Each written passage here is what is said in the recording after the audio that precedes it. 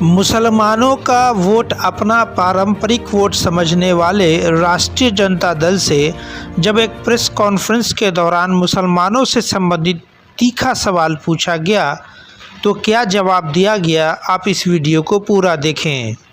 सबसे पहले आप तमाम दर्शकों से एक अपील कि अगर आपने हमारे चैनल को अभी तक सब्सक्राइब नहीं किया है तो सब्सक्राइब कर अपने चैनल को आगे बढ़ने में सहयोग करें।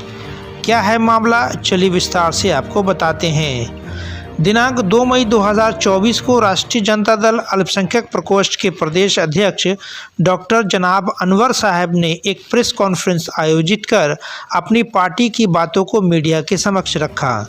इस दौरान उनसे मुसलमानों से संबंधित 3 सवाल पूछे गए, जिसमें 2 सवाल दरभंगा ज़िला और मिथिलांचल ज़िला से जुड़ा हुआ था।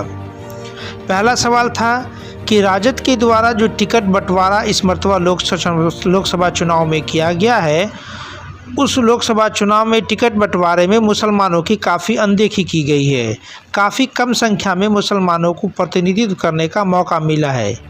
क्या मुसलमान सिर्फ दरी बिछाने के लिए है? ये एक सबसे बड़ा सवाल है। इस सवाल का उन्होंने क्या जवाब दिया, इसको भी सुनिए।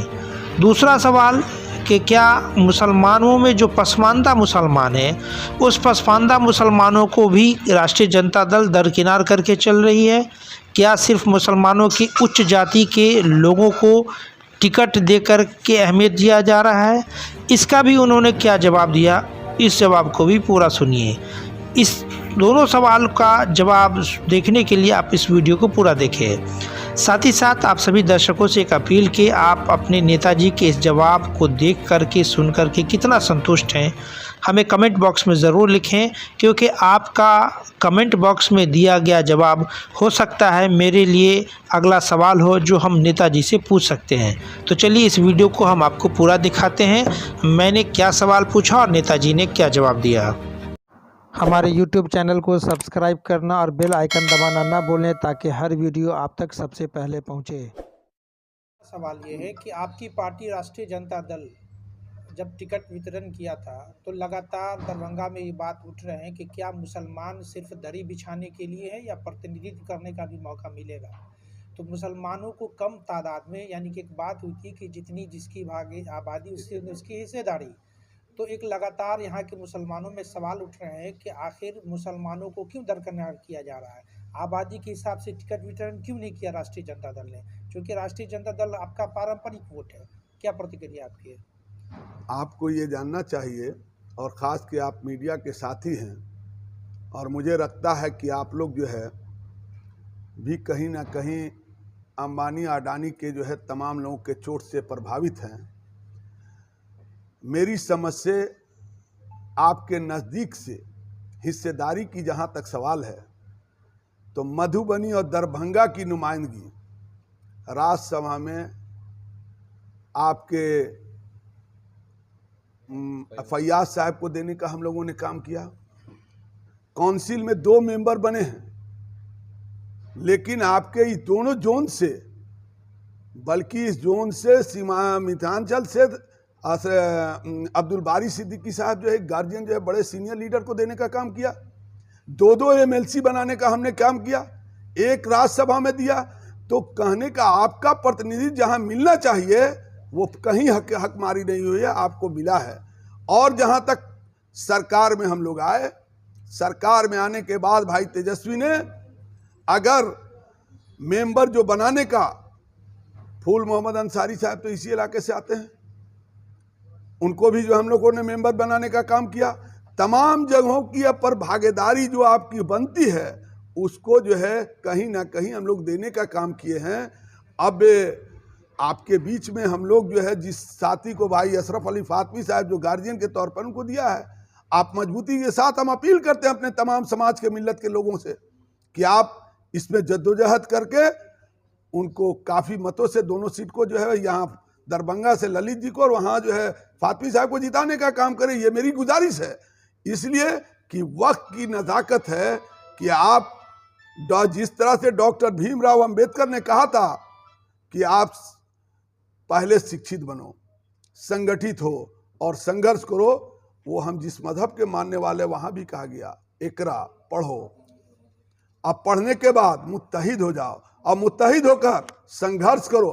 तो आज वक्त की नज़ाकत है, जो सीट आपको मधुबनी दी गई है उसमें आप अपने तमाम ईगो को, तमाम परेशानियों को, हो सकता है उम्मीदवार जो है, जो भारत सरकार के अडानिये बैठे हुए हैं, वहां अरबों अरबों रुपए खर्च किया जा रहा हो, तो हमारा उम्मीदवार तो उसमें नहीं होगा। हमारी ताकत है जनता, और जनता की ताकत सबसे बड़ी होती है। इसलिए आइए आज के दिन हम लोग मुत्तहिद हों।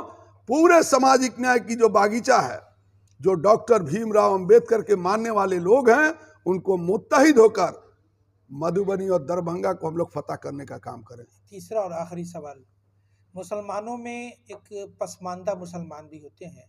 आपने जिन लोगों का नाम गिनाया है, एक भी पसमानदा मुसलमान से जुड़े हुए नहीं है। ना तो फैयाज साहब है, ना फातमी साहब है, ना बारी सिद्दीकी साहब है। पसमानदा मुसलमानों को राजद कब अहमियत देगी?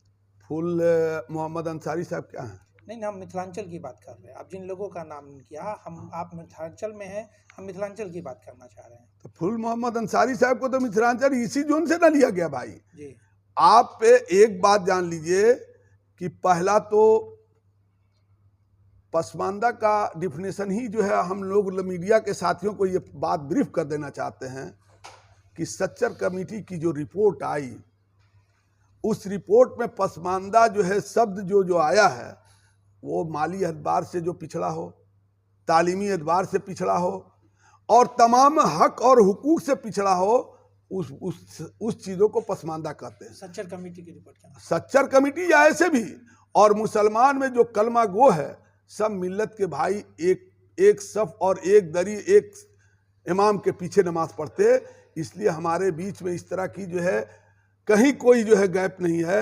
आप टिकट और एमएलए बनने, एमपी बनने के लिए कुछ लोग ऐसी बात उठाते रहते हैं, लेकिन मुझे उम्मीद है कि हमारी पार्टी पूरी ईमानदारी के साथ, कहीं आस मोहम्मद अंसारी साहब को राज्यसभा देने का काम हमारी पार्टी ने किया, मुमताज अंसारी को एमपी बनाने का मेरी पार्टी ने किया, कहीं जो है आपको खालिद अनवर अंसारी साहब को हमारी पार्टी ने बनाया, गुलाम गौस साहब को पार्टी ने ही बनाया, यहीं से केवटी से जो है स्पीकर बनाने का गुलाम सरवर साहब मरहूम को जो है, जिनकी क़यादत में शेरे बिहार कहे जाते थे, यही सरजमीन है जो राष्ट्रीय जनता दल परिवार और लालू यादव ने उन क़यादत को जो है पूरा करने का काम किया है। तो लालू यादव और हमारी पार्टी पूरी मजबूती के साथ, जिसकी जो हिस्सेदारी होती है। दरभंगा सहित देश और दुनिया की बाकी खास खबरों को देखने के लिए देखते रहे हिंद टीवी 24। धन्यवाद।